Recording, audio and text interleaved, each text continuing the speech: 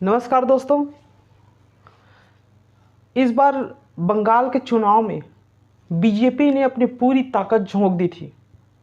उनको ये उम्मीद था और उनको ये डिज़ायर भी था कि वो बंगाल को जीतना चाहते थे, बंगाल में अपनी सत्ता स्थापित करना चाहते थे। ममता बनर्जी के बाद में सभी लोग अपना अपना पक्ष रखने लगे, सब लोग बोलने लगे, सभी पार्टी जैसे बीजेपी बोलने लगी हम पूर्ण बहुमत से जीत रहे हैं। बीजेपी के तरफ से गोदी मीडिया बोली बीजेपी पूर्ण बहुमत से वहाँ सरकार बना रही हैं। टीएमसी बोल रहे थे कि हम पूर्ण बहुमत से बंगाल में सरकार बना रहे हैं।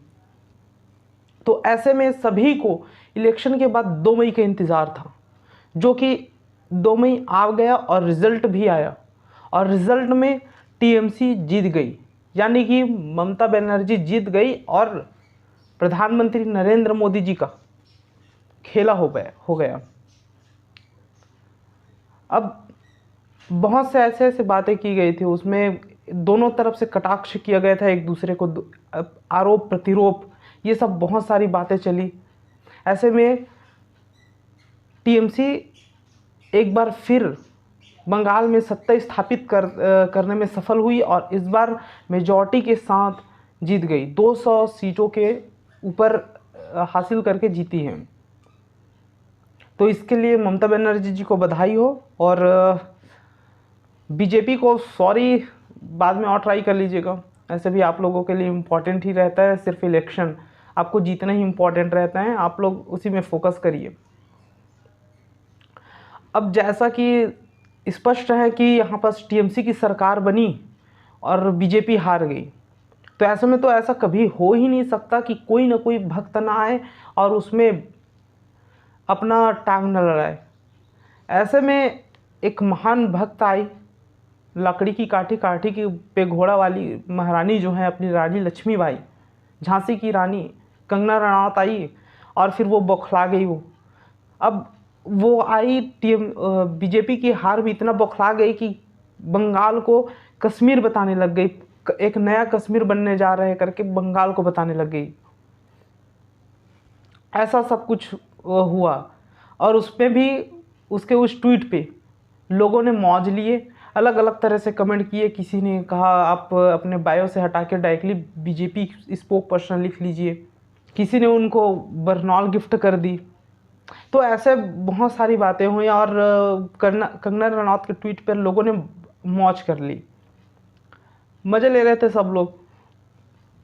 और ये तो जायज़ सी बात है कि अगर बीजेपी हारेगी तो उसके भक्त लोग तो कोई ना कोई तो आएंगे ना। अब कंगना रनौत के ट्वीट के बाद में, उस ट्वीट के बाद में जिसमें बंगाल को कश्मीर बता दिया गया था, उसके बाद में जब लोगों ने मौज लेना स्टार्ट किया तो फिर कंगना रनौत ने अब बीजेपी को जस्टिफाई करने लगे कि पहले इतना इतना सीट मिलता था और अभी इतना इतना सीट मिला है। मतलब अमित शाह और नरेंद्र मोदी ने ब्रिलियंट वर्क किए हैं, ये उनकी जीत का, ये भी उनका एक जीत ही है। इस प्रकार से कंगना रनौत अब और भक्तगण उसको जस्टिफाई करने लग गए बीजेपी की हार को। तो इसमें भी कोई आश्चर्य वाली बात नहीं है। हमेशा बीजेपी को जस्टिफाई करने के लिए, बीजेपी की हार को जस्टिफाई करने के लिए, उसके फेलियर्स को डिफेंड करने के लिए कोई ना कोई भक्त सामने आता है और बड़ा अजीबोगरीब टाइप से तर्क देते हैं, अजीबोगरीब टाइप से तर्क रखते हैं, मतलब उसका कोई मेल नहीं है, ऐसे टाइप से तर्क रखते हैं। हालांकि ममता बनर्जी की जीत हुई, बीजेपी की हार हुई, लेकिन एक बात और है कि देश की हार जरूर हो गई। जब कोरोना महामारी इतनी बढ़ रही है, इतनी स्पीड इसमें इतनी तेज़ी से फैल रही है, इतनी खतरनाक है, पहले वेव से भी ज़्यादा डेडली है, पहले वेव से भी ज़्यादा तेज़ी से फैल रहा है, पहली वेव से ज़्यादा खतरनाक है। ऐसे में चुनाव को रिज्यूम करना, उसको वैसे कंटिन्यू करना, चुनाव को कंटिन्यू करना एक बहुत बड़ी फेलियर है इलेक्शन कमीशन के द्वारा। इलेक्शन कमीशन का बहुत बड़ा फेलियर है ये। और उसके बाद जिसके ऊपर पूरे देश की जिम्मेदारी है, बीजेपी सरकार, सेंट्रल गवर्नमेंट, नरेंद्र मोदी, इसका भी बहुत बड़ा फेलियर है कि जब उनको पता है कोरोना वायरस इतना फैल रहा है, बहुत लाखों लोग मर रहे हैं, ऑक्सीजन की कमी है, हॉस्पिटल की कमी, बेड की कमी है, उसमें इतना कुछ जानते हुए वो लोग उन गरीब आदमियों, उन गरीब इंसानों के ऊपर जो कि मर रहे हैं, ऑक्सीजन की कमी से, बेड नहीं मिलने की वजह से मर रहे हैं, रेमडेसिविर नहीं मिलने की वजह से मर रहे हैं, उनके लिए खर्च करने की बजाय वो अपनी रैलियों में खर्च किए हैं और ऊपर से हजारों लोगों की भीड़ इकट्ठा करके रैलियां किए हैं, अपना कैंपेन किए हैं। जिम्मेदार कौन है कोरोना वायरस को और फैलाने के लिए? एक समय याद आता है दोस्तों इसको देख के कि कुछ लोग आए थे, कुछ मुसलमान लोग आए थे जब कोरोना का फर्स्ट वेव था, तबलीगी जमात, तब उस समय तबलीगी जिहाद, कोरोना जिहाद, इस तरह से बहुत सारी बातें कही गई, बहुत सारी बातें कही गई कि जैसे वही कुछ लोग पूरे देश में कोरोना फैला रहे हैं। कुछ समय पहले कुंभ का मेला हुआ, वहाँ स्नान करने के लिए लाखों लोग गए थे।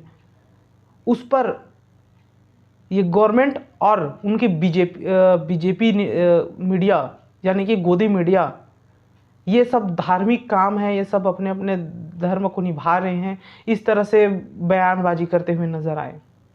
मतलब एक तरह से डिफेंड करते नजर आए। अगर कोई मुसलमान हो तो तबलीगी जमात हो गया, कोरोना जिहाद हो गया, और अगर कोई हिंदू हो या कोई हिंदू फेस्टिवल हो तो वो सही हो गई इनकी नज़र में। कोई गलत नहीं है, ऐसे में कोरोना तो फैल ही नहीं रहा है।